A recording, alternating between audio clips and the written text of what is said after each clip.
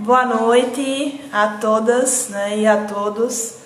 Nós estamos aqui dando início a mais uma live, né, a qual nós denominamos de diálogos, né, que faz parte de um projeto, né, e de uma vontade que nos inquietou. Esse projeto está sendo desenvolvido ao longo do mês de abril, né, e hoje nós estaremos aqui para mais uma conversa, uma troca, né, uma aprendizagem com a professora Tainá Leal, né? E eu gostaria de agradecer a presença de vocês, né, ao longo desses nossos encontros. Tem sempre acontecido nas terças e quintas, né, e vocês têm estado sempre conosco, e isso faz toda a diferença, né? A presença de vocês faz toda a diferença para a gente. Eu quero aproveitar e mandar um abraço, né, para a Lilian, que está com a gente, uma amiga queridíssima, né, e Cleópatra também, outra amiga formada em biologia, né, Lilian e guerreira da enfermagem, certo? Um grande abraço para vocês.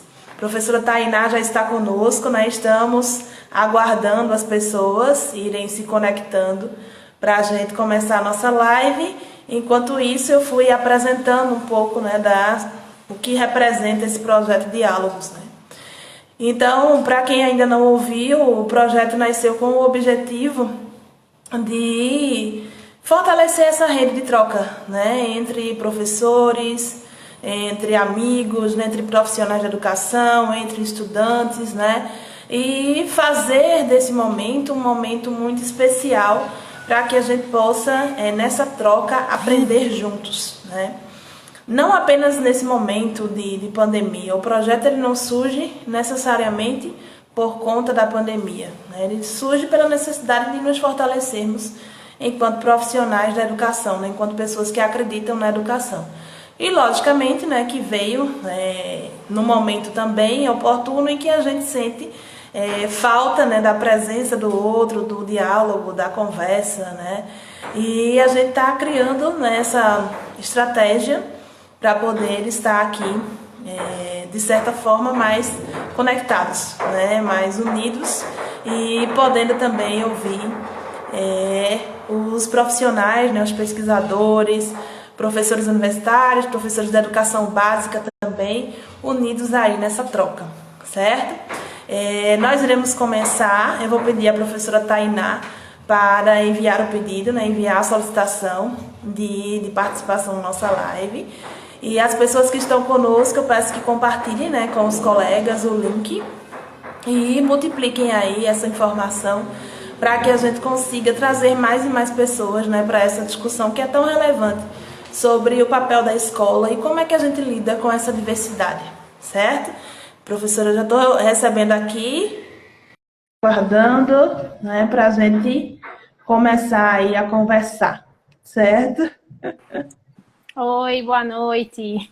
Olá, boa noite, querida. Tudo bem com você? Tudo indo, e com você, tá bem? Tudo bem, graças a Deus, né? Apesar dos pesares. Mas estamos aqui, né, nos fortalecendo na luta, né? Acabei de chegar da escola agorinha, porque a gente estava fazendo um trabalho hoje de distribuição dos cartões, né? Então, viemos de uma batalha, não somente eu enquanto professora, né, mas também toda a equipe gestora. E estamos aqui para fortalecer mais ainda esse nosso diálogo, certo? Eu comecei falando um pouquinho aqui para o pessoal, né, sobre a ideia do projeto, como é que a gente estava, né, se encontrando e tal, e as motivações, né, que fizeram com que a gente chegasse a esse momento. E eu te agradeço, né, pelo seu aceite, pela sua disponibilidade em participar, né? Eu fiquei muito feliz, né, com a possibilidade. A gente acabou se conhecendo, não sei se você lembra, lá no congresso, sim, né? Sim. Aquela no congresso viagem da NPG. arretada para Brasília que a gente fez. Foi.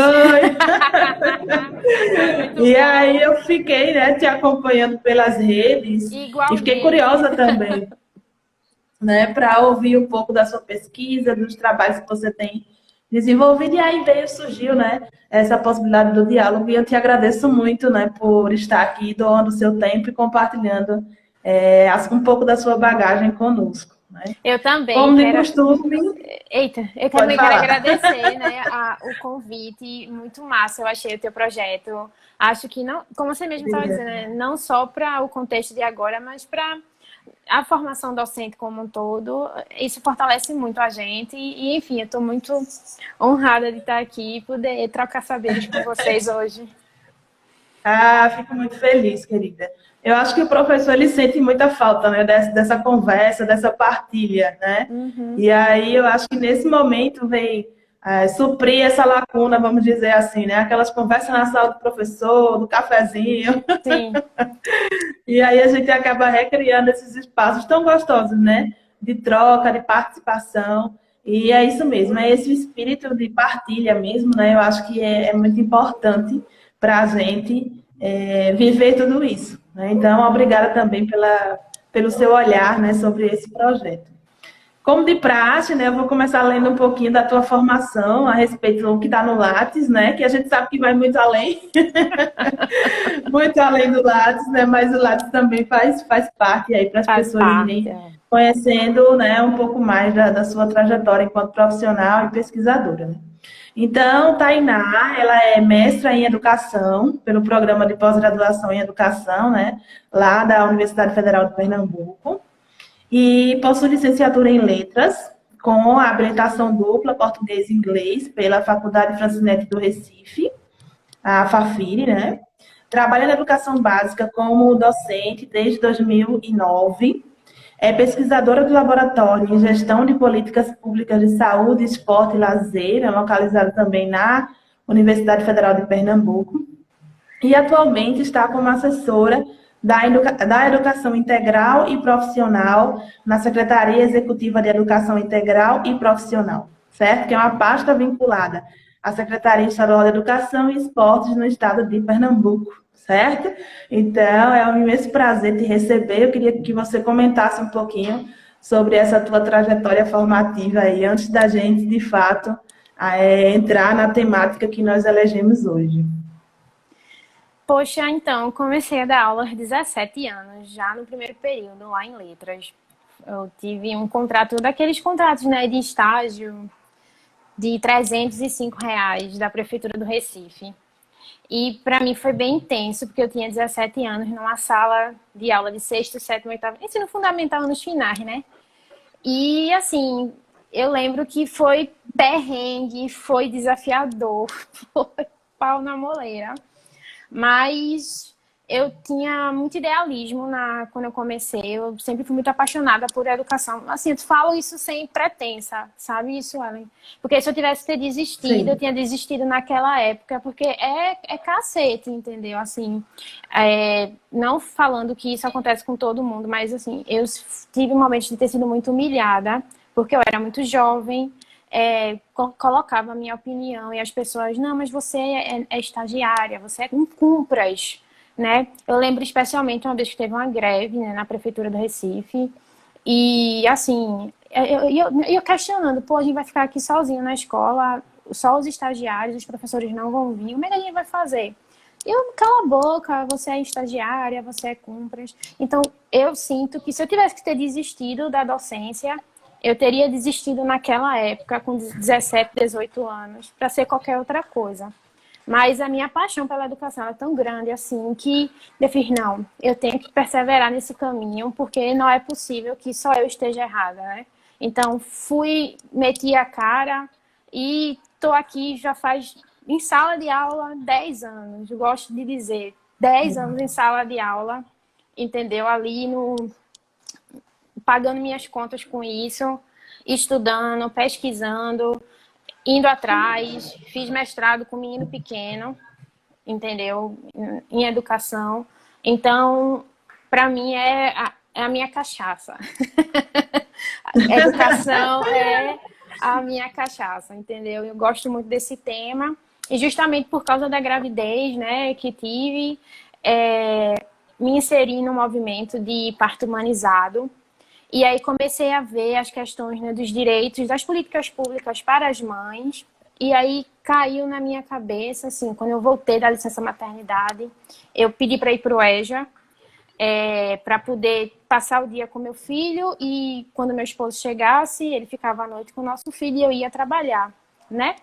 E quando eu comecei a ver adolescentes, jovenzinhos de 14, 15 anos no EJA, naquela época ainda não tinha uma lei, né, que proibia, agora é só a partir de 18 anos, né, que você pode ir para o EJA à noite. Aí Isso, tinha isso. as meninas antes, né, lá em 2013, acho que ainda não tinha essa resolução, né, que só tinha que ser maior de idade. Aí as meninas bem jovenzinhas no EJA, escolhido ir à noite, como eu, que era mãe, mas que era uma mulher adulta em outra circunstância, né? Foi assim que nasceu a minha Sim. pesquisa de mestrado, né? Em relação à gravidez na adolescência e saúde das meninas e educação. É o discurso e Muita a coisa boa. praxis, é o discurso e a praxis de verdade, né? É isso, assim, a minha, Exatamente. a minha prática é isso. Não tem muito o que inventar. Eu fico muito feliz, né, de ouvir esse relato e mais ainda do seu objeto de pesquisa ele ter surgido dessa prática, né? Eu acho que é muito relevante você, na verdade, afinar o seu olhar, né, para perceber na sua prática docente situações, né, que podem se tornar objetos de investigação, objetos de pesquisa, né, Isso. e, consequentemente, contribuir, né, para as discussões em educação e contribuir também para a transformação das realidades daqueles sujeitos participantes, né? Então, é excelente ouvir relatos assim, porque, inclusive, nos inspira também, né, a realizar pesquisas assim e também desenvolver esse olhar. Né? Minha pesquisa de doutorado também nasceu, né, dessa urgência aí no trabalho com a formação continuada de professores, né? E eu me questionava muito sobre a minha contribuição, né, enquanto pesquisadora, enquanto formadora, para aquele grupo de docentes. E aí eu comecei a mergulhar um pouco nisso, né? E entrei pelo campo das políticas educacionais também, né? Então, aí Massa. em busca, né, na tese, né, dessa discussão, a formação continuada do professor como elemento de transformação, né? E articulando aí os focos temáticos da questão política, né? Mas Sim. as questões políticas, né? Que a gente pluraliza muito isso também. Uhum. E a formação desse profissional e a escuta desse docente, né? Que atua e que faz parte diretamente desses processos. Então, eu compartilho, né, essa alegria também com você de poder, né, discutir um objeto que é real, né, e Sim. que tem muito sentido para a gente e que precisa ser discutido. Né? Então, parabéns aí pelo seu olhar, pela sua pesquisa, né, pela sua Para você trajetória. também, para você Né? também. Obrigada. Quando a gente conversou inicialmente, né, eu te propus aí o desafio da gente estar falando hoje sobre essa tal da diversidade, né, e mais ainda, né, do papel da escola nesse universo aí de discutir essas questões, né? Então, para quem está chegando agora, o tema da nossa live é justamente isso, né, educação para a diversidade. A escola está preparada? É uma grande pergunta aí, norteadora, para a nossa discussão. Então, tenho certeza que vai vir muita coisa boa aí, muita aprendizagem. Né? Eu até coloquei uma pergunta nos stories, né? Geralmente a gente coloca toda semana para poder mobilizar as pessoas, né? E ouvir, né, o que as pessoas estão pensando a respeito. E aí eu coloquei, a escola está preparada para lidar com isso, né? Algumas pessoas responderam e a porcentagem foi 54% para não, né? Então, o olhar das pessoas sobre isso também, sobre o papel da escola, que é uma coisa que a gente tem discutido muito, né? Sobre O esse papel da modelo escola. escolar, essa intervenção escolar, o papel, né? A identidade da escola enquanto instituição, enquanto ecossistema, enquanto elemento de contribuição social também, né? E aí a gente já vai começar, né, a nossa conversa, o nosso diálogo com essa grande pergunta, né? Educação para a diversidade. Qual o papel da escola, Tainá, na sua visão? Então, antes de dizer efetivamente, eu queria resgatar algumas coisas que são importantes, né? A escola, ela é um local onde se tem como referência a divulgação científica confiável, né? É o primeiro espaço que a criança, né, que o jovem vai ter acesso de divulgação científica confiável. Então, a partir disso, né, a partir dessa concepção de escola também, né, que é uma disputa política para a gente poder dizer que a escola é isso, não é verdade? O papel da escola, a priori, é informar, né? O que é diversidade? Né? Você me perguntou se a escola estava pronta, isso é outra coisa.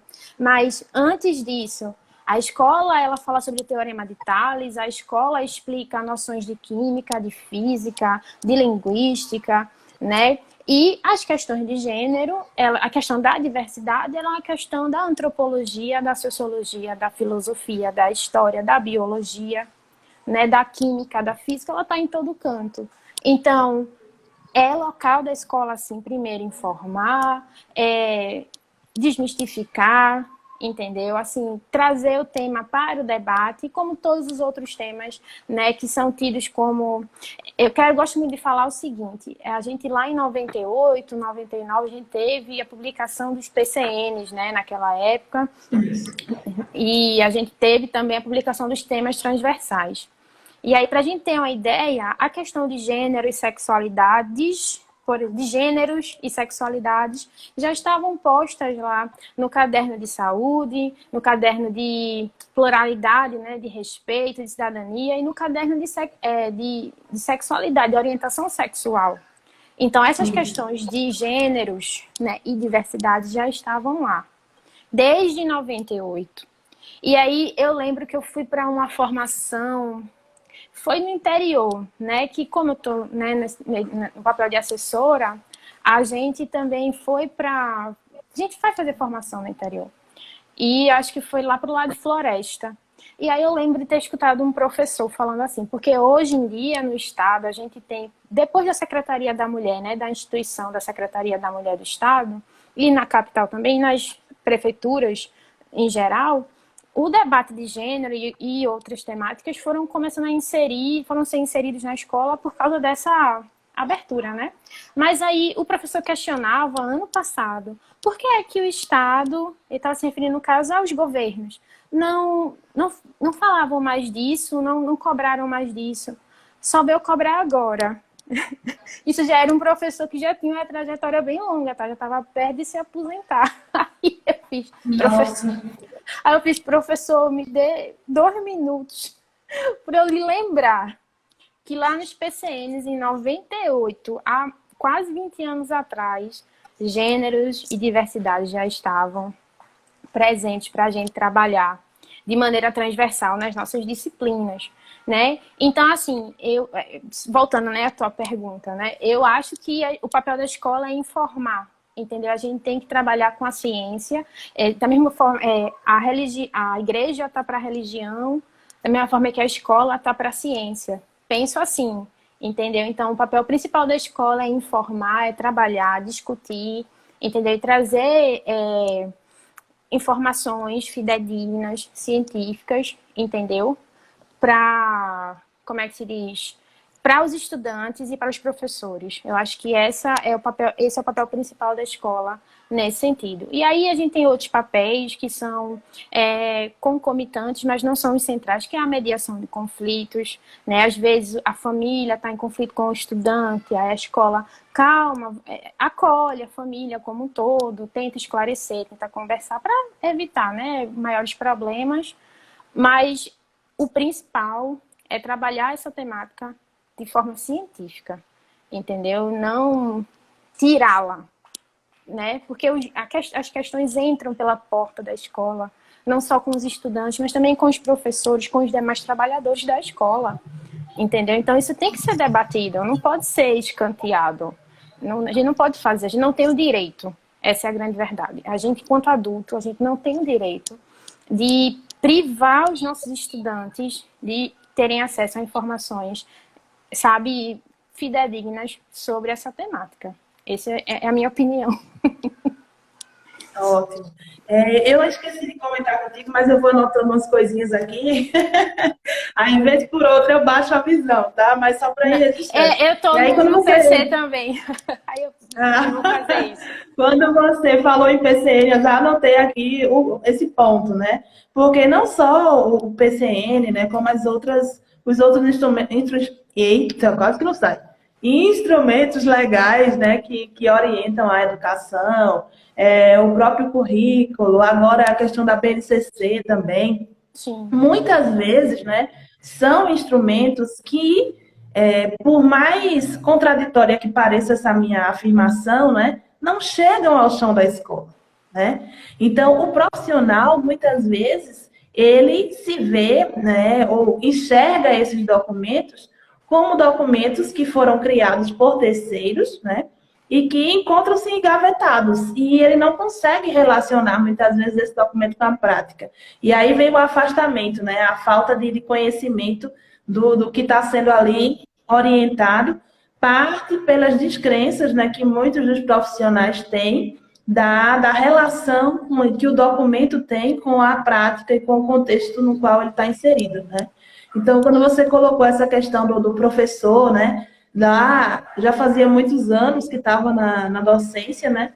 Mas não tinha se dado conta ainda da existência da temática, por exemplo, nesse documento orientador. Né? Então, e era a gente escuta muito.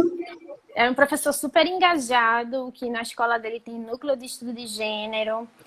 Super engajado, mas aí falou, eu fiz, professor, calma, vamos resgatar esse documento de 98. Porque, veja, eu também penso, eu entendo essa questão, né? E isso é real, a gente vê, às vezes, muita resistência em relação a fazer, mesmo até para ir para as formações, né? Só que a gente é o professor, a gente pode explicar, mas não pode justificar. Né? A gente assume um cargo público, a gente assume a responsabilidade, que é estar cuidando da educação do filho dos outros e dos nossos também, que os nossos também vão para a escola. Né? Então a gente explica, não, eu entendo que existe um fenômeno de resistência, mas a gente não pode endossar nem justificar. A gente que é professor, a gente precisa ter essa autorresponsabilidade de sempre estar buscando conhecimento. Uma coisa é você dizer assim, eu não tive acesso. Eu procurei, eu tentei, mas não consegui. Outra coisa é você querer tirar a sua responsabilidade enquanto docente de não ter tido a iniciativa e estar esperando alguém dizer a você que você precisa fazer. A gente não trabalha assim, né? A gente é a parte responsável de cuidar das nossas aulas, dos nossos conteúdos, de planejar as coisas. Uma coisa é não ter acesso e ferramentas. Isso eu entendo e a gente tem que tentar resolver, mas outra coisa é o próprio profissional não, né, fazer essa busca, E aí não quero julgar, pelo amor de Deus, mas dizendo assim, que eu me coloco nesse ponto crítico, entendeu? Nesse ponto crítico de fazer essa reflexão, porque entendo, claro, a minha formação é recente, ela é de 2012, né? Eu concluí em 2012, mas me coloco de ser cobrada, professora, mas a senhora... Eu também posso ser cobrada assim, né? É isso, a gente tem que ter essa postura bem ética mesmo em relação à docência, de que a gente tem que estar se formando e buscando outras coisas, outras referências. E assim, eu acho que há também um movimento, né, para quebrar essa percepção, né? Porque muitas vezes o argumento de que foi um documento produzido por terceiros, né, ele foi válido porque a gente sabe que houveram algumas importações, né? Importação de outros países, de outros estados, né? E isso fez com que o professor, ele de fato se mantivesse afastado de todo o processo. Mas hoje, né, seja apenas um pro forma ou não, né? A gente percebe um pouco mais de intencionalidade no sentido de convidar mais esse profissional para participar das discussões e elaborações de documentos, né? De certa forma, tentando valorizar essa realidade. Lógico que a gente não pode deixar de pensar que o currículo é um instrumento que não é neutro, né? Então, eu tenho uma intencionalidade. E quem está elaborando esse currículo também tem uma intencionalidade, tem uma ideologia. Então, dentro de todas essas questões, todo esse universo, né, há o profissional docente, há o estudante, né, e há pessoas que precisam receber informações, né, como você coloca, e serem formadas para essa criticidade. Antes da gente continuar, eu quero te fazer uma pergunta. Você está me vendo nitidamente? Tô, tô. Tranquilo. Como é que você está? A sua imagem, você está vendo nitidamente também? Porque em alguns momentos, para mim, está recarregando e está ficando distorcida. Aí eu consigo ouvir melhor você do que ver. Aí eu queria Eu saber se consigo. para você também está assim. Não, pra mim tá Ou direitinho. você tá se Tô vendo ok. nitidamente, né? Tô. E você tá ok também pra mim. Certo. Ah, então talvez Qualquer seja um coisa, problema da minha conexão aqui, oscilando. Teve um momento que melhorou, mas agora mesmo está super distorcido, né? Mas aí a gente vai continuando o diálogo para ver se melhora. Ficar na torcida aqui. eita, será que é a minha internet? Porque eu quer que eu tente sair e voltar, não sei. Porque aqui pra mim tu tá direitinho, eu tô direitinho, eu te escuto bem. Ó, alguém disse que tava ruim a imagem. Será que é a minha internet?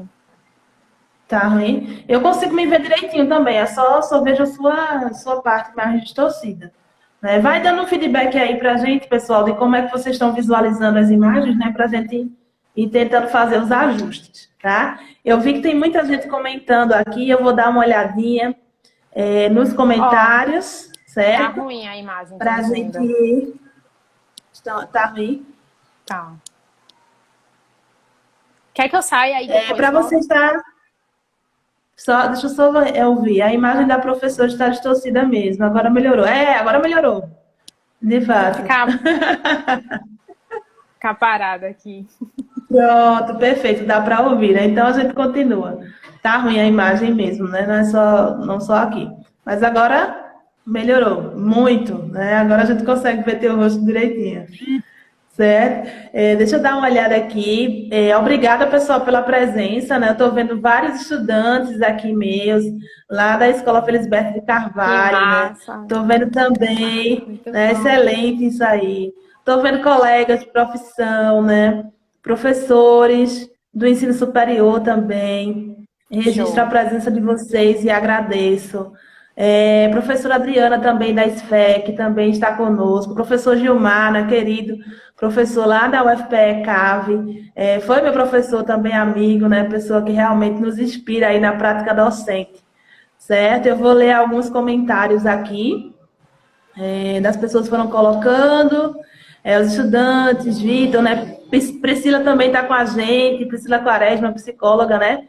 Que inclusive participou de um dos nossos diálogos também. Professor Emanuel Souto, né? O queridíssimo professor da Universidade Federal, amigo, né? Inspiração também está sempre conosco.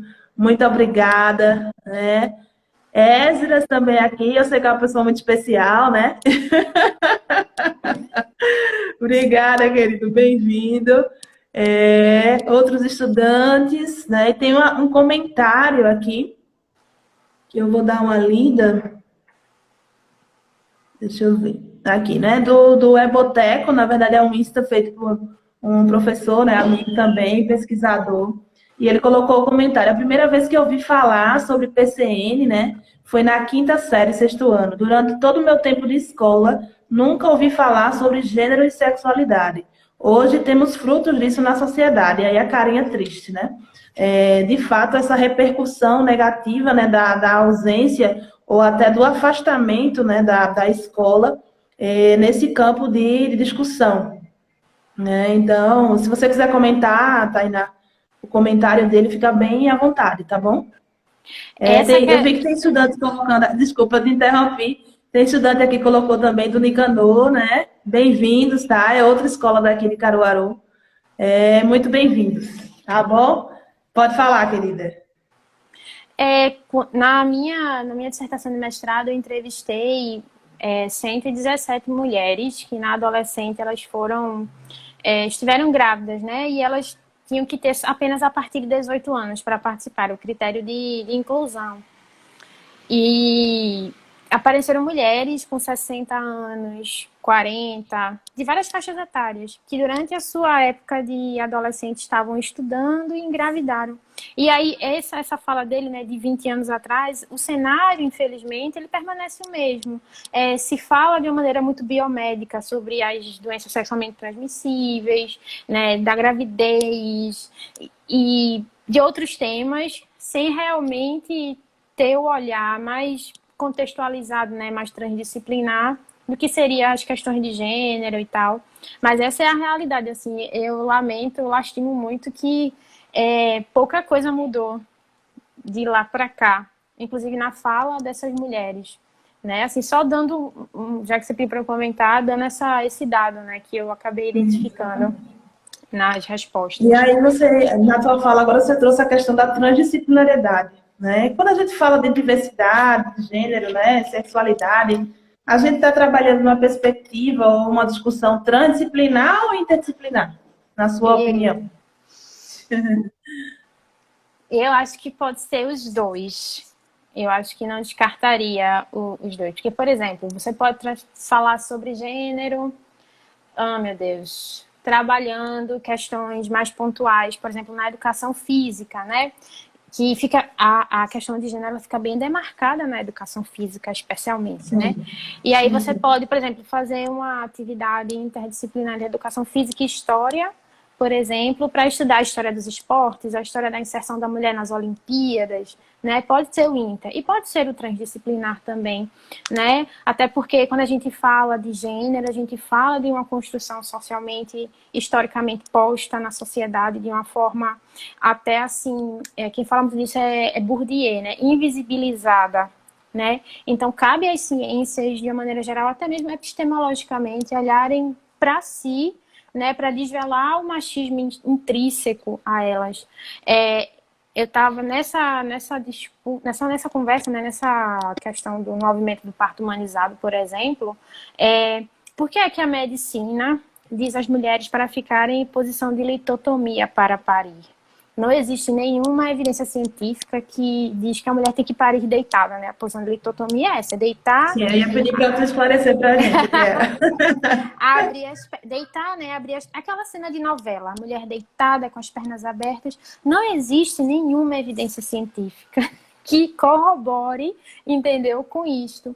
É todo só um exemplo, né, de como ser transdisciplinar em relação a gênero. E aí se criou, um movimento recente, assim, acho que nos últimos 10, 15, 20 anos, a MBE, que é a medicina baseada em evidência. E aí a galera fez, gente, não tem nenhuma evidência dizendo que a mulher tem que parir deitada. Vamos cancelar isso aí, essa recomendação, deixar a mulher parir como ela quiser.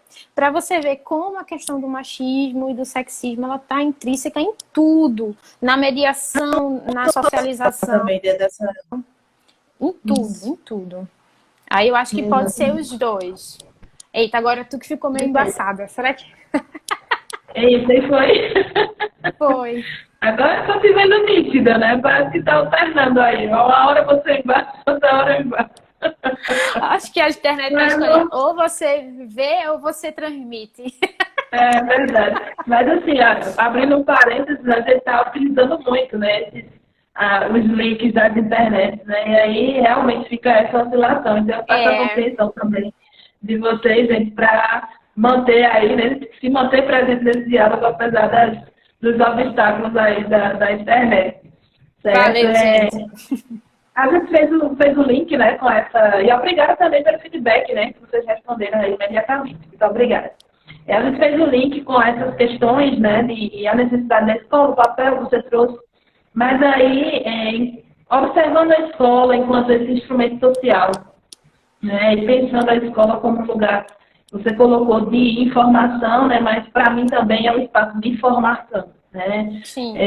Formação de pessoas críticas que vão atuar na sociedade e vice-versa, né? Então, eu acho que é um impacto direto do que é ensinado, do que é estimulado, de como se enxerga o processo de ensino-aprendizagem, de quais são as suas bases, né? Quais são as suas orientações teórico-metodológicas, enfim, né? As questões ideológicas e políticas que você já destacou também.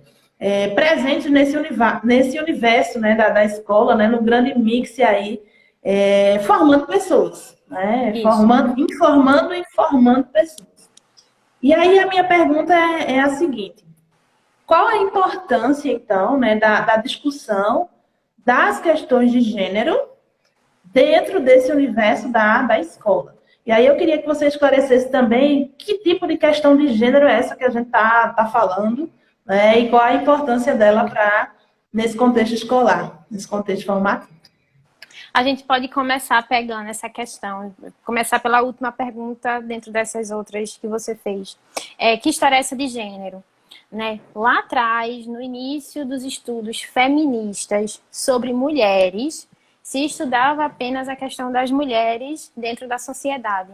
As opressões sistemáticas, né, que estão postas para nós, né, porque somos mulheres. A gente é assinalada como mulher ao nascer, aí já sai com a tiara, com a orelha furada, né, de rosa.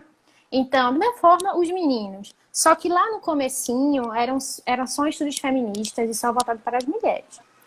Com o passar do tempo, se percebeu a necessidade de ampliar esse guarda-chuva, porque existe a construção da feminilidade, do ser mulher, e existe a construção do ser homem, das masculinidades.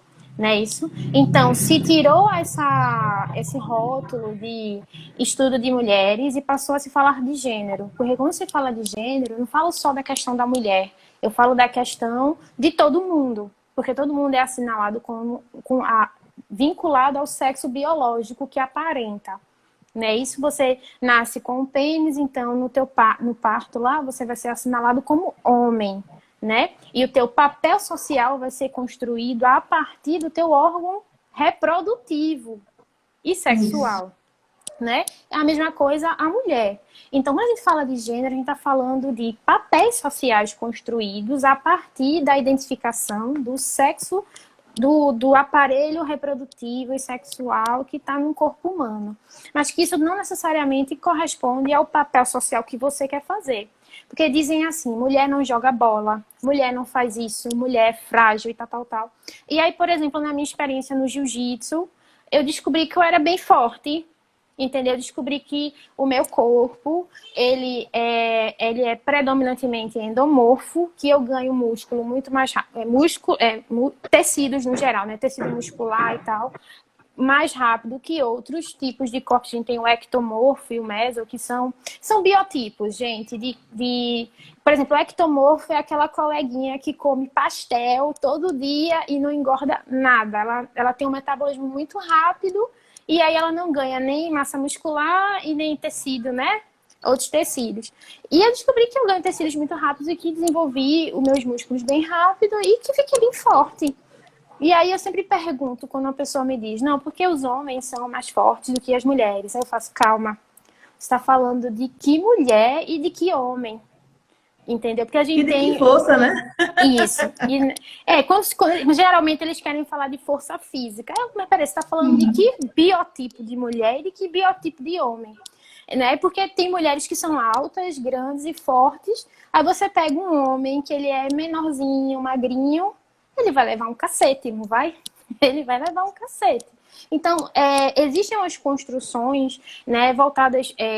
Gênero é essa construção social atribuída, né, ao seu órgão reprodutivo e sexual, que não necessariamente você é obrigado a estar dentro dela, porque você tem esse aparelho sexual e reprodutivo masculino ou feminino. Você pode ser uma mulher que gosta de Fórmula 1, você pode ser um rapaz que gosta de balé ou de dançar zumba. E aí o que acontece é quando, né, nesses extremos de rosa e azul, as pessoas, os indivíduos, né, os sujeitos, começam a não querer seguir esses papéis previamente estabelecidos, ninguém sabe por quem, né? Em algum momento da história, Bourdieu, que no seu livro Dominação Masculina, coloca bem isso. Em algum momento, os caras, falando da sociedade ocidental, tá certo? Entenderam que tinham que se juntar e que para garantir o direito deles à reprodução, porque assim, se o filho sai de mim, eu sei que ele é meu. Mas você, enquanto homem, você não sabe se realmente aquele filho é teu. Então, em algum momento, para estabelecer a propriedade, veja, a propriedade, a posse do descendente, se criou papéis hierarquizados entre os gêneros. Entendeu? Então, se a gente não quer... Aí ficou historicamente assim, porque a gente foi colonizado pelos portugueses, não é isso? A gente tem muita influência da sociedade europeia na nossa vida. Aí volta lá, vamos mais para trás. Dos gregos, não é isso? Então, essa definição de papéis de gênero, ela é muito antiga. E hoje na sociedade, a gente falando agora, 2020, ela não cabe mais. As pessoas não são obrigadas a se conformarem com papéis de gênero antiguíssimos. A gente não tem, existiam muitos mitos, mitos embasados, feito aquele exemplo que eu dei da posição do parto, né? Mitos embasados nossa, regras, aliás, regras embasadas em mitos. A gente não pode mais sustentar isso. Para você ter uma ideia, na década lá da ditadura, né, em 64, as mulheres eram proibidas de praticar determinadas atividades físicas, porque se tinha a ideia de que aquilo desvirtuava da condição dela de mulher. Isso não existe. Não existe um esporte para homem e não existe um esporte para mulher. Você faz o esporte que você quiser. Você tem práticas de lazer, opções, o que você quiser fazer. Então, a escola, como você bem colocou, que é de formação e informação, ela tem que promover esse debate. Outro dia chegou um avô na escola dizendo que a neta dele não ia participar dos jogos escolares, porque futebol era coisa de macho. 2018. Veja, isso foi em 2018. Isso não existe. A gente não pode mais. E eu digo assim, por que eu pareço meio radical, assim, extremista, quando eu digo que a gente não pode mais aceitar? A gente tem o desenvolvimento tecnológico absurdo. O homem foi para a Lua.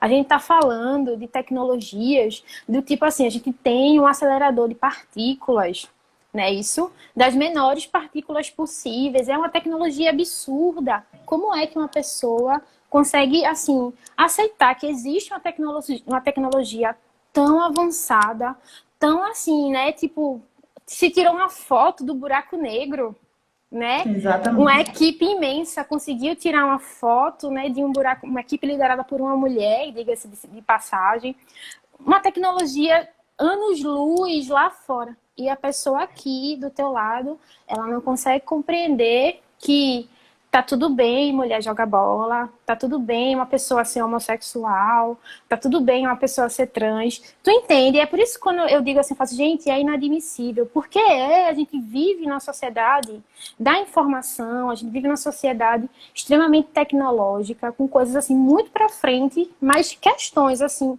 mínimas, assim, muito humildes, as pessoas estão deixando passar. E aí desumaniza os outros. E a gente não pode mais aceitar de jeito nenhum que racismo, machismo, enfim, todos esses ismos terríveis desumanizem as pessoas, especialmente no tempo que a gente está, né? Não dá mais para aceitar, entendeu? Não dá mais. É por isso que eu digo, é inaceitável isso. Aí a gente tem que fazer o quê na escola? Vem cá, vô, sente aqui. Vamos conversar, vamos mediar esse conflito, vamos esclarecer, vamos informar, vamos debater, né? Deixa a menina jogar bola, pelo amor de Deus, acalme seu coração, né? Mas nem todo mundo ainda tem esse preparo e a gente precisa, assim, meio que agilizar esse preparo, porque a vida é agora. Esses processos de desumanização das pessoas, porque sofrem um tipo de preconceito, eles deixam marcas indeléveis nas pessoas, né? E a gente tá falando assim de vidas, né? De jovens que às vezes vão desistir dos seus sonhos, são talentosos, têm o resto da vida pela frente, mas que diante de uma adversidade, de um comentário assim ruim e tal, podem assim desistir, né? E a gente não pode deixar isso acontecer. A escola, ela é o lugar de ajudar as pessoas a alcançarem seus sonhos. Né, elas precisam ser felizes porque elas vão alcançar os seus sonhos. Não é uma obrigação, mas a gente que está na escola é nossa responsabilidade, né? De junto pegar na mão da família, vamos juntos aqui ajudar esse menino a ir além. Nietzsche diz, né, um filósofo alemão, que retribui-se mal um professor permanecendo seu aluno. Eu digo isso, primeiro dia de aula, eu digo isso aos meninos. Eu não quero que vocês sejam menores que eu, não, que sejam maiores, que vocês vão além. Porque isso é acreditar na educação. Entendeu? Na educação transformadora, né? E isso é entender, assim, isso é porque é tão absurda, assim, é tão urgente a gente estar debatendo essa temática na escola. Porque foi como eu disse lá no início, a escola é o primeiro lugar de divulgação científica, né, didaticamente construída ali, organizada, que a gente tem acesso, né, e de maneira até gratuita, né, a gente vai para comer, né, a salsicinha com cuscuz e café, né, isso, mas tem ali toda livros, tem às vezes tem biblioteca, né, tem quadra. Esse é o espaço da gente estar debatendo essas coisas, né, com pessoas que se formaram e que podem contribuir positivamente para a vida dos outros, especialmente dos jovens, que são os mais vulnerabilizados em relação a ter autonomia e agenciamento, né, de adquirir informações e conhecimento e tal. Acho que é por aí. Ótimo. Eu anotei aqui algumas palavras-chave, né? Por exemplo, desumanização e, ao mesmo tempo, respeito, a outra palavra-chave. Outra palavra, história de vida, né? E a formação também na mente das pessoas e o quanto nós somos impregnados, né, por alguns conceitos e preconceitos, né, que são internalizados e as pessoas acabam assumindo ali aquilo como uma verdade absoluta, né? O papel da escola, eu acho que na minha visão, né, a importância dessas discussões é justamente para quebrar, né, essas visões. Mas aí eu já vou te colocar um outro desafio, né, para a gente pensar, né, como trabalhar essa quebra, né, porque embora o outro me fale coisas terríveis, né, que fira os direitos das pessoas, que vá de encontro, né, à ética muitas vezes, né, a ética social, né, vidas estão em risco por conta dos preconceitos, né, a gente vê altos índices de violência, de morte, contra mulheres, né, contra homossexuais, né, contra a comunidade LGBTQ, não sei o resto da sigla, infelizmente, mas LGBTQ+, né, não sei. E aí, como, né, eu posso, da mesma forma, quando o meu estudante ele chega com um conceito equivocado, vamos dizer assim, eu sou professora de ciência e biologia, e aí, de repente, o meu estudante ele chega com um conceito equivocado sobre determinada questão. Enquanto professora, e tendo que me manter sensível também a esse olhar, né, eu não posso, de repente, vamos dizer assim, impor àquele estudante que aquele conhecimento científico ele é uma verdade absoluta. Eu tenho que partir desse empirismo, né, que ele traz para mim, desse saber lá das vivências dele, tentar compreender, contextualizar e mostrar para ele uma outra realidade, né? Assim como nas questões de diversidade, de gênero, etc. e tal. Então, eu vejo na escola uma grande dificuldade, né, por parte de todo, assim, vamos colocar mesmo, todo o corpo docente, né, todos os que estão fazendo educação, né, para lidar com esses assuntos, né, para lidar com essas questões, por conta de aspectos familiares e da formação das pessoas. Então, aí eu te desafio a compartilhar para a gente, né, um caminho, assim, sem querer receitas prontas, logicamente, que a gente sabe que elas não se aplicam, né? Mas como lidar com essas questões sem ferir também o direito do outro a pensar diferente, né? Então, é um grande desafio e realmente, como você coloca, né? Às vezes a gente escuta discursos extremamente chocantes e a gente não acredita que com um cérebro tão lindo, né, perfeito e fantástico, que a gente já descobriu pouquíssima coisa por dele, né, comparada ao potencial que esse cérebro tem, mas de repente aquela pessoa emite aquela opinião. Enquanto educadora, né, enquanto pessoa democrática e com o trabalho, né, de formar diferentes visões também, eu me vejo desafiada a apresentar, né, novas realidades, quebrar preconceitos, mas, de certa forma, também respeitar essa pessoa. Então, é um grande dilema, né? Então, eu queria que você compartilhasse um pouquinho para a gente como é que a gente pode, né, na escola, discutir a questão, discutir a diversidade, mas também sem ferir o direito à liberdade de expressão, vamos dizer.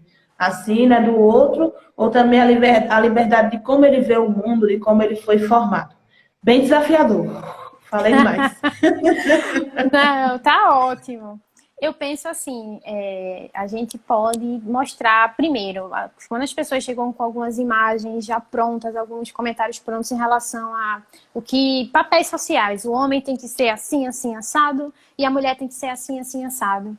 A gente pode, né, demonstrar que existem exemplos diversos de mulheres e de homens, e de formas de ser mulheres e de homens. Essa é a parte mais simples, essa é a temática mais simples. Especialmente assim, você pode pegar. Eu sempre gosto de usar o esporte como uma referência, porque a gente tem, por exemplo, teve uma mulher que ela pariu, uma corredora. Veja que incrível. Ela, depois de 2 meses, ou foi 3 meses do parto, ela quebrou o recorde de Usain Bolt. Nossa, e eu não sabia dessa informação até hoje. Eu vou te Eu e passar muitas aqui. outras pessoas. Então, assim, eu gosto de. Tem uns livros que eles são específicos sobre histórias de mulheres. Tem umas séries, entendeu? De mulheres incríveis da história, de todas as áreas que você imaginar.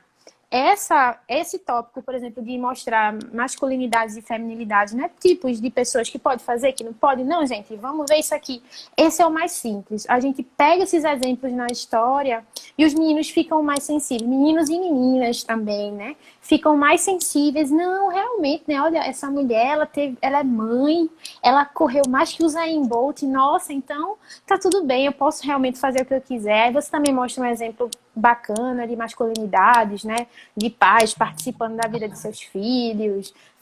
Enfim, e essa é a parte mais tranquila. E aí, para mim, a parte mais difícil é assim.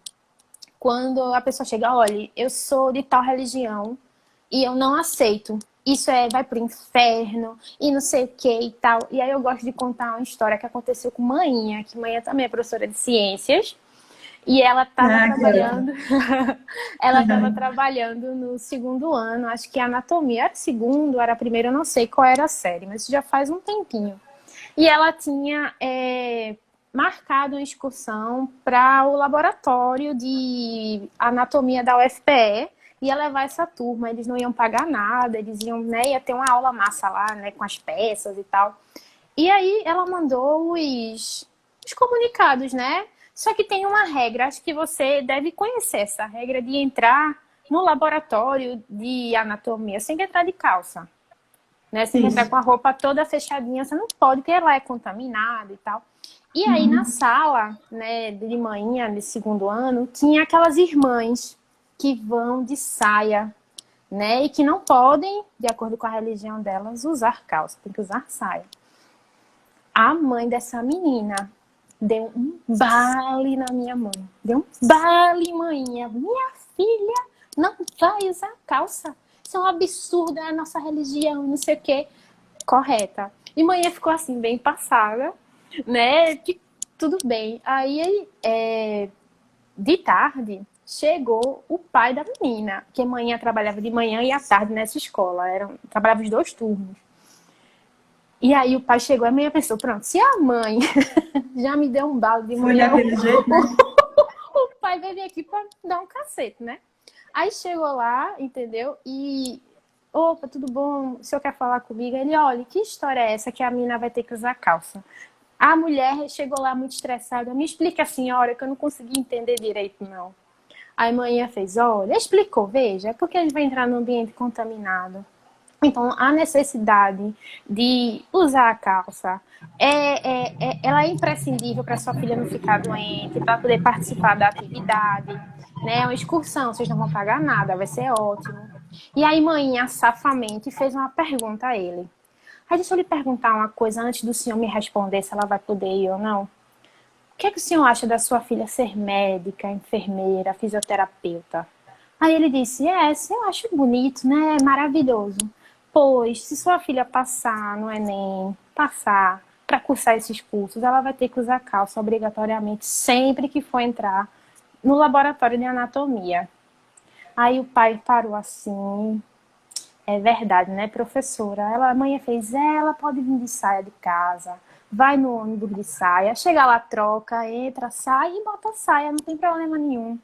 Aí o pai, tá certo, me dê esse papel aí que eu vou autorizar a menina a vir. Ela vai vir de calça de casa agora. Ela vai... A menina, no dia da excursão, chegou na escola de calça. Então, eu sempre acho que a melhor forma... Eu adoro essa história, que essa história é super real, entendeu? E, pra mim, a melhor forma da gente dissuadir as pessoas, às vezes, é a gente tratar individualmente aquela questão, conversar, manter realmente o senso democrático, o respeito, mas, acima de tudo, a gente mostrar que existem... que as pessoas podem estar erradas, de verdade. Porque, às vezes, você pensa que você está partindo... como é que se diz, de um pressuposto certo, você constrói epistemologicamente um pensamento, mas que ele pode estar errado. E aí eu lembro que ontem eu tentei, lá na aula que eu fiz no EducaPE, não sei se você viu, falar Ai, sobre... ainda não, mas já que você, eu ia tocar no final, eu ia tocar no final nesse Não, aspecto. não se Mas a gente aperrei, abre um não. parêntese agora, né, para te parabenizar pela participação. Teve um estudante que me falou, vários estudantes, né, que falaram que gostaram, inclusive ele está assistindo aqui essa Nossa. live, um deles, né, Vitor disse que amou muito, né, Que a massa. sua aula, que se inspirou, né, Que e massa. a fazer coisas diferentes, né, então, que legal, quando ele viu a publicação aqui, ele disse, estava no Educafé, é isso mesmo. Ai, que Então, massa. parabéns, querida, eu vou assistir, hoje eu não tive realmente como assistir, mas irei, viu? Não se aperrei, não. É porque eu toquei num ponto chamado humildade epistêmica, que é uma forma da epistemologia, cobrar dos cientistas, uma postura autoavaliativa sempre que estiver produzindo conhecimento. Entendesse? Mas isso vale para tudo. A gente precisa ser humilde para reconhecer os erros e precisa ser humilde, né? Para, já dizia, acho que é Agostinho, né? Voe alto para alcançar o conhecimento, mas lembre-se que o chão vai ficando mais longe, né? Quanto mais alto você vai, o chão vai ficando mais longe. Então a gente não pode ser arrogante. Nem eu que estou ensinando algo que eu estou vendo que a pessoa está fazendo. Eu acho que o que quebra as pernas das pessoas que vão trabalhar, às vezes, com diversidade é ir de uma forma arrogante. Entendeu? É ir de uma forma muito cheia de si. A gente pode ter convicção do que a gente está falando porque é o certo, né? Porque é o legal, no sentido de lei, não é isso? Mas eu não preciso destratar a pessoa que naquele momento está se comportando de uma forma ignorante. É uma coisa, por exemplo, um estudante, um pai, né? A gente faz o acolhimento, a gente explica. Outra coisa é quando a pessoa parte realmente para uma agressão verbal em relação a gente, em relação a outras pessoas, e a gente precisa fazer uma defesa imediata naquele momento para cessar aquela agressão. Outra coisa é dissuadir, é convencer. Eu gosto muito de Saviani e acho que ele tem uma frase muito massa, que ele diz assim, que enquanto o objetivo da política é vencer, o da educação é convencer. Na política, a gente usa a verdade do poder, mas na educação, a gente usa o poder da verdade. Eu me arrepio todinha com essa reflexão de Saviani. Eu quero convencer as pessoas pela verdade daquilo que eu estou falando. Então, eu preciso minimamente assim ter uma postura aberta ao diálogo, mas dizer, olha, porque, por exemplo, a gente não pode ter uma postura tolerante com racismo. Não é? A gente não pode de jeito nenhum. Se uma pessoa ela tem uma atitude racista, a gente vai fazer, se for a primeira vez, né, a gente vai tentar levar ela a reflexão dentro da escola. Mas se for no meio da rua e ela tiver uma atitude racista, não vai ter esse momento de reflexão, não. Né? Agora vai pegar já o celular para filmar, para, sabe, para chamar a polícia e tal. Então, na escola, a gente ainda tem a liberdade, a pessoa errou, a gente chama, conversa, mas o mundo real, ele não é assim. Né? Então, a gente também tem que deixar claro para as pessoas que alguns rompimentos que elas fazem é muito errado e que ela precisa acordar para a vida. E que existem formas. Tinha um professor de Libras que ele era desses, lá na escola, assim, que ele era do... Olha, na minha religião é assim, assado, não sei o quê, mas ele tinha uma postura muito massa. Essa é a minha religião, é na minha casa. Eu sou funcionário público e aqui eu tenho que receber qualquer pessoa bem. Eu tenho que dar aula para qualquer pessoa, não interessa. entendeu? Então, a gente, né, tem que aprender a dividir as coisas também. E é um exercício, né? Eu tô dizendo isso agora, mas eu posso cometer um erro, um equívoco depois. Só um minutinho, eu vou te interromper. Porque, por incrível que pareça, já se passou 1 hora, o Instagram vai encerrar a nossa live. Mas a gente volta. Pessoal, não nos abandonem, voltem aí que a gente tem muita coisa para conversar ainda, tá? Vai encerrar, mas aí a gente volta e retoma essa discussão. Menina, eu não vi o tempo passar.